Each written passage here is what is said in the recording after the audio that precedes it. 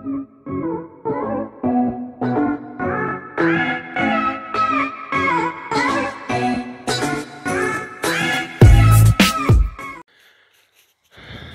guys, I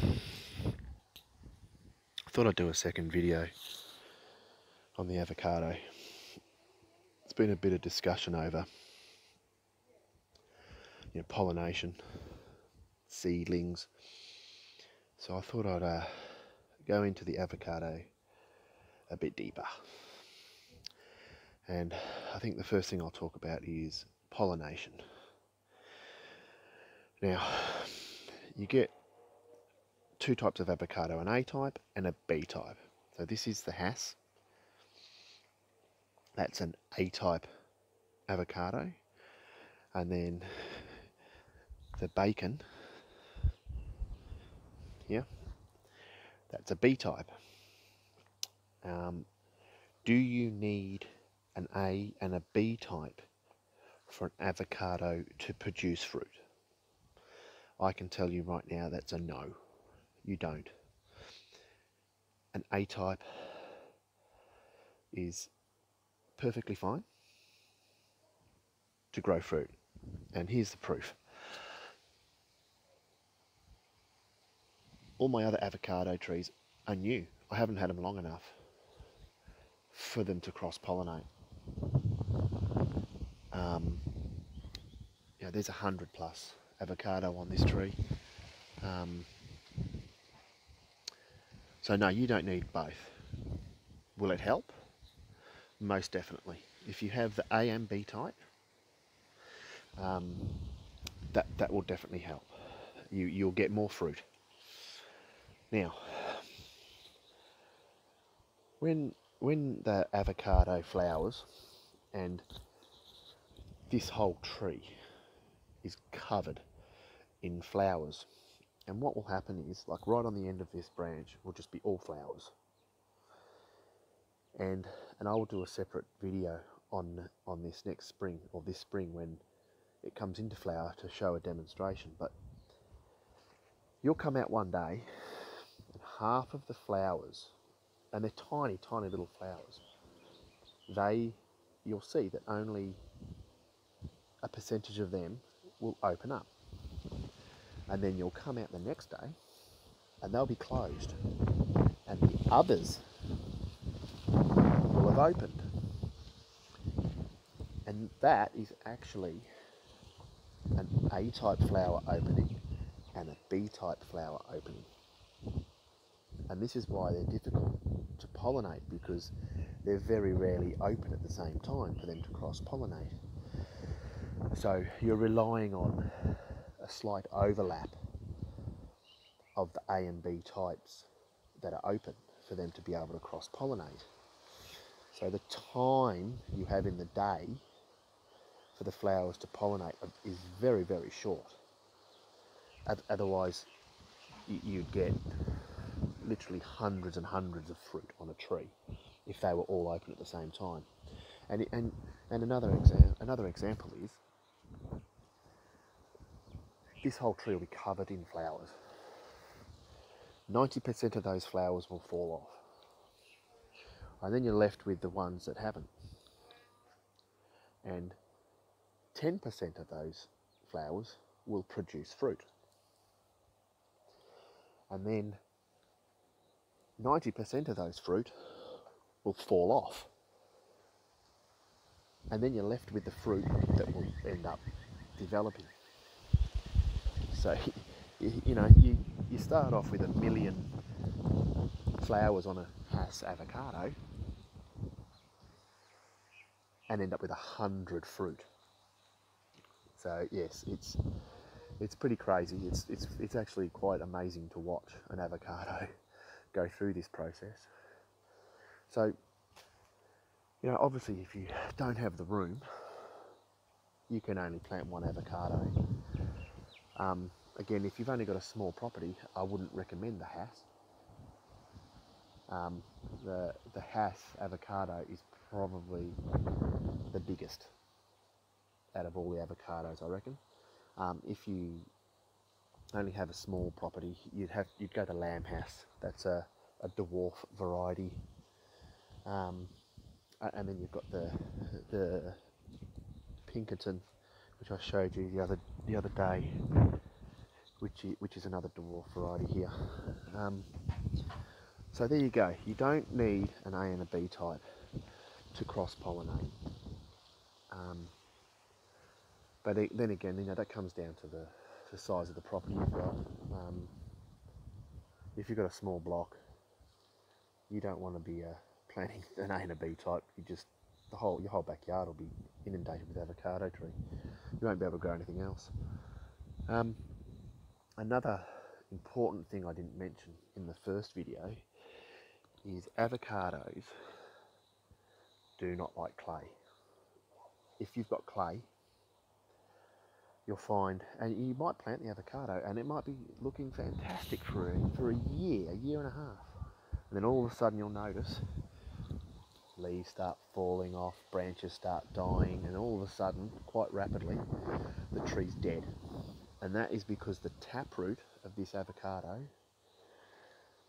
has touched clay. As soon as the taproot of an avocado touches clay, goodbye avocado. Now, there is ways to get around that. If you don't know if you have clay, and believe me, you don't want to try digging for it, and the worst thing you can do is actually dig a massive hole, fill it with rich organic matter, and then plant the avocado in there, because all you've done is pretty much created a pool for the avocado to drown in, because the water won't escape if you've got clay under there. But there are other ways around it. You build a mound, and a big mound. I would suggest no smaller than a metre. I've actually gone and sort of done that. I've built a wall from that veggie garden, that raised veggie garden there, to the fence with rocks. There's a big rock in here, all a big rock wall, and then the dirt is probably, I don't know, maybe half a metre up. I know that the clay here is quite deep, but I've raised this up just to be on the safe side. I've got a lot of other plants here that are going to be planted in here that are going to need have to be drained well. A lot of these trees won't survive the winter. They'll die from wet feet. The roots will rot, and that's it. Goodbye. Okay, another thing that was spoken about was a lot of people have been telling me that they've been growing avocado from the seeds. Okay, now an avocado seed is not true to type, right? So what that means is this: if I was to take this seed out of this avocado and germinate it, it's not going to be a Hass. It won't be a Hass avocado. It will revert back to whatever the root stock is. And what I mean by the root stock is the graft. And I will show you a graft. Alright, let me see if you can see that. Okay, so let me try another one. This is a bit hard to sort of find one that's a good example. I'll go back to this bacon avocado. Might as well use the bacon. So this is a seedling.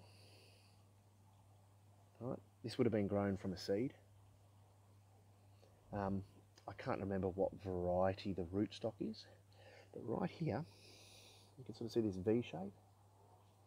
So they've cut the seedling, and then they've taken a scion, which is a cutting, which it would be coming up to a branch that's, the buds are just starting to swell like this. Well, the buds aren't swelling.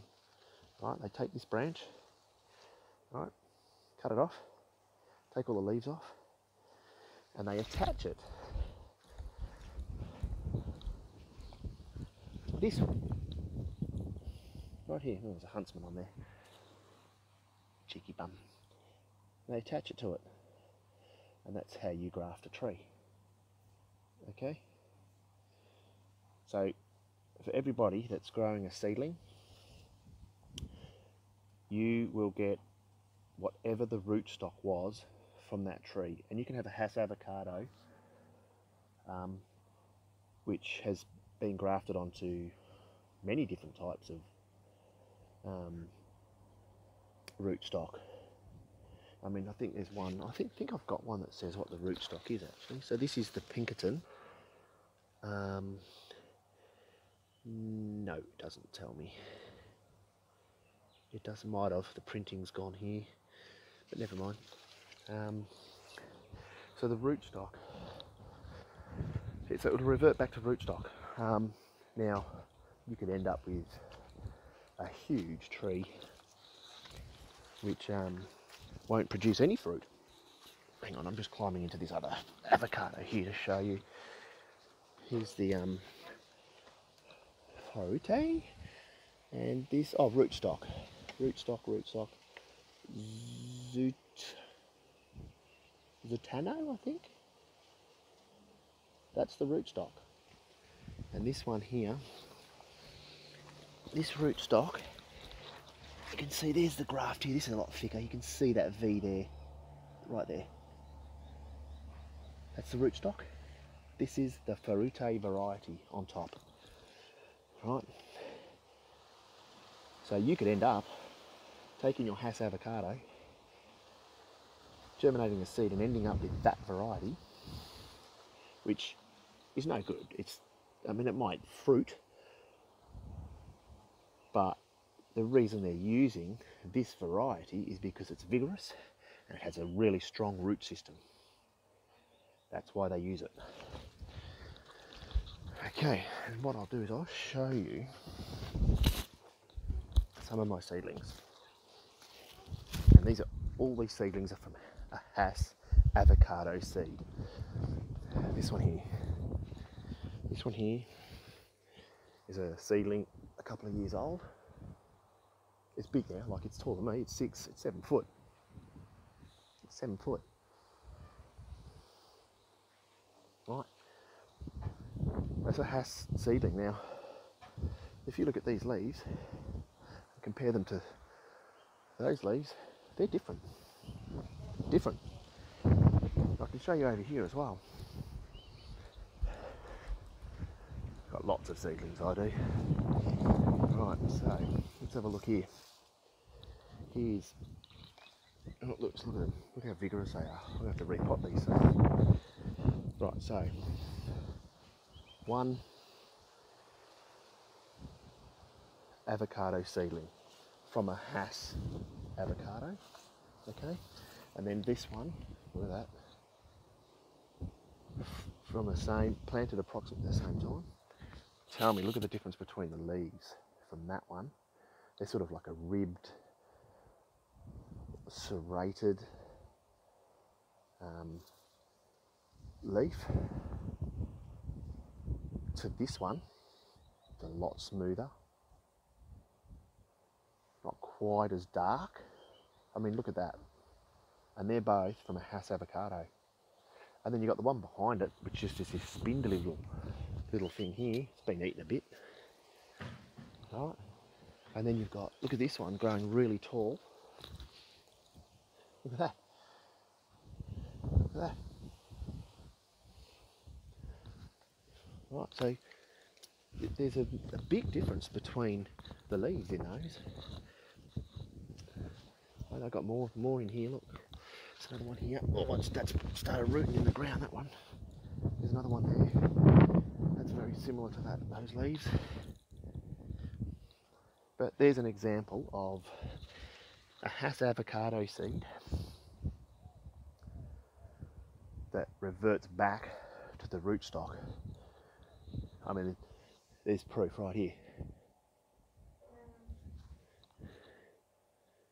There you go. So for all those people that are growing a seedling, keep on growing it. By all means, you could end up with a fantastic tree. but you're not going to know what the variety is until it fruits. But again, it may not even fruit, or in your lifetime perhaps. It could just get extremely big and not do anything. And do you want to? It's up to you if you want to spend that time and risking having no fruit, or what I'm going to do is use all these as a rootstock. So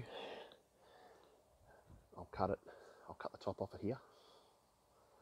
I will cut a scion off the Hass, the Ferrute, the Bacon and the Pinkerton, and I'll choose one and I will graft it onto this, and then I'll have that specific variety that I've put on there.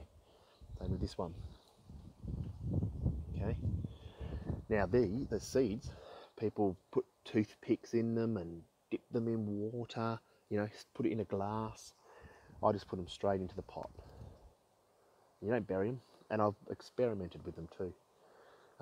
People say you have to put the seedling up a certain way. Okay, so there's one right here. So that's where the stem would have come out.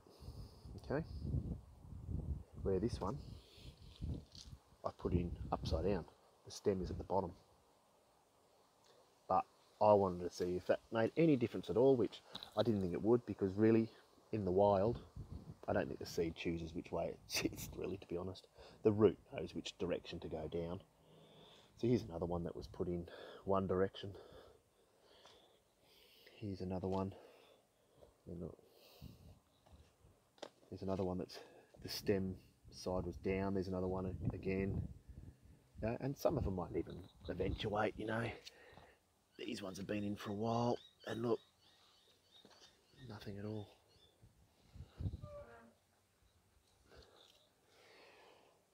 So yeah,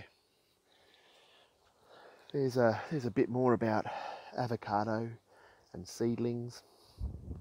I'm hoping to do some grafting, and a lot, because I'll show you what I want to do. I'm going to grab a scion from the Hass, which is the fruiting one here.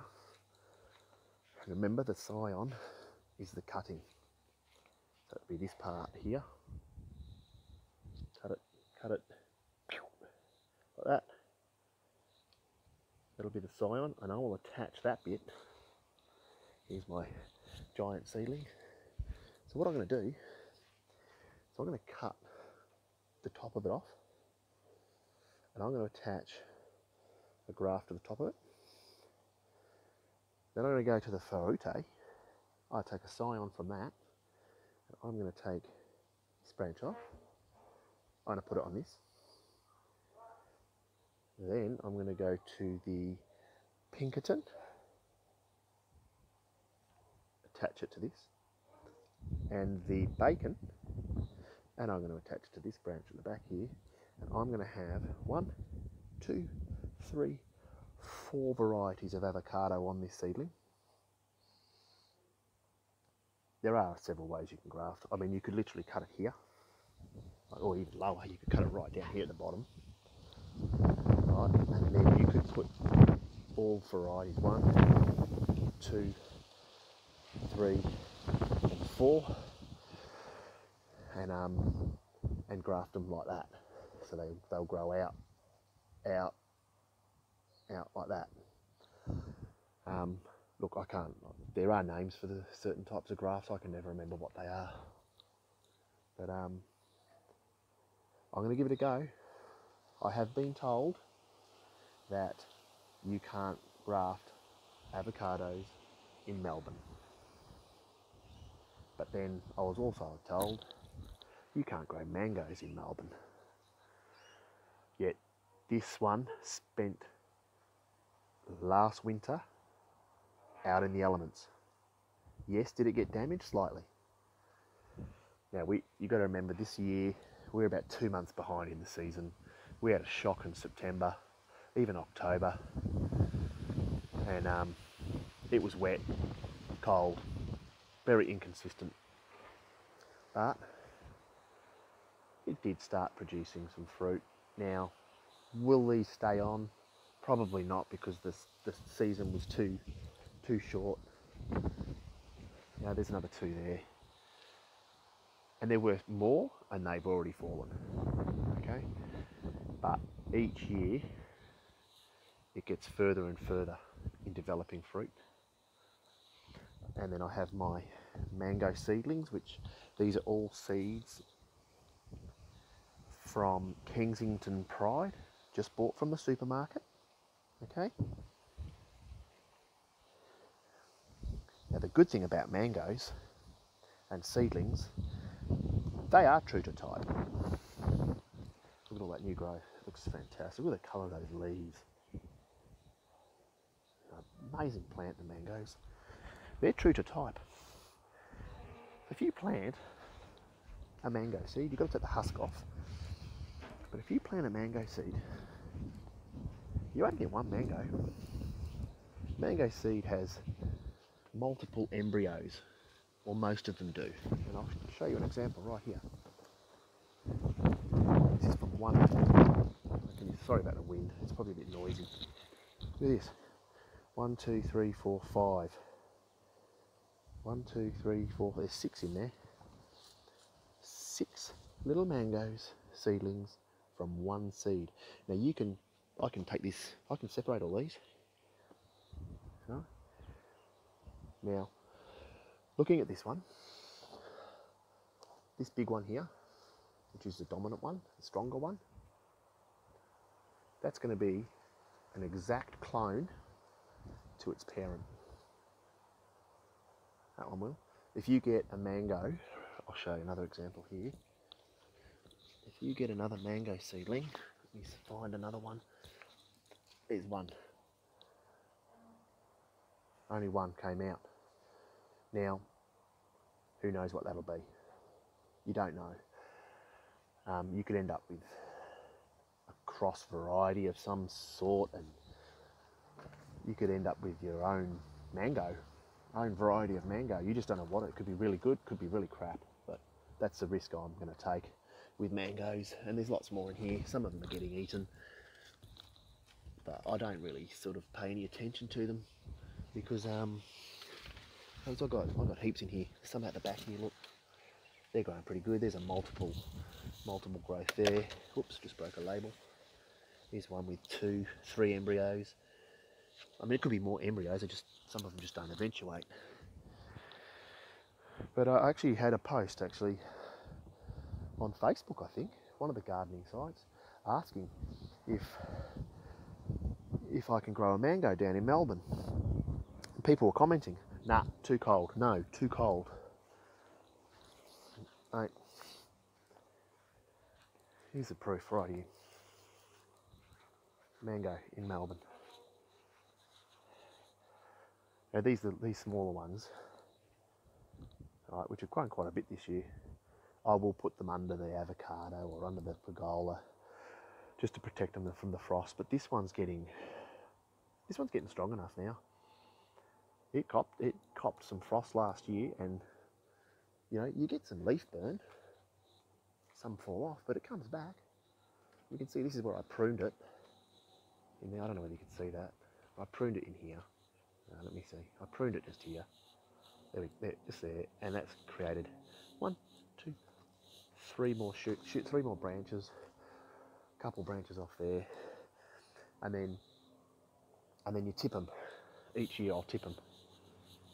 Each year I'll tip every branch, and to encourage more growth, more branches, and hopefully I'll be getting my first mangoes off this one in the next year or so. I'm looking forward to it. Mangoes in Melbourne, can't wait. Alright, look, if anybody's got any questions on avocados, on pollination, grafting, rootstock, or mangoes in Melbourne, send us a message. I love talking about it. Absolutely love talking about fruit trees, mainly fruit trees. You know what, I will add, I'm not qualified. I'm not a qualified horticulturist. I'm not a qualified gardener. I have learnt everything myself from studying, practicing. A lot of stuff I've learned from making mistakes, and I love it. I come out in my garden and it's the most relaxing thing. But yeah, looking forward to hearing about your avocados, your seedlings, and when I do end up grafting some avocados, I'll definitely be filming them. And you know what? If they are successful, I might even give a few away. I'll see how I go. Hopefully I can do it. I've been told I can't in Melbourne, but I'm hoping this winter, believe it or not, in amongst all those the Jap pumpkin that's produced no fruit, I'm hoping to put a greenhouse in here so I can do some propagation and really get into grafting and experimenting with different trees, grafting different trees. But yeah, I'll put a greenhouse up here. All right, I think I'll wrap that up. Don't forget to like, subscribe and share. And yeah, I'll hear from you soon. Thanks. Bye.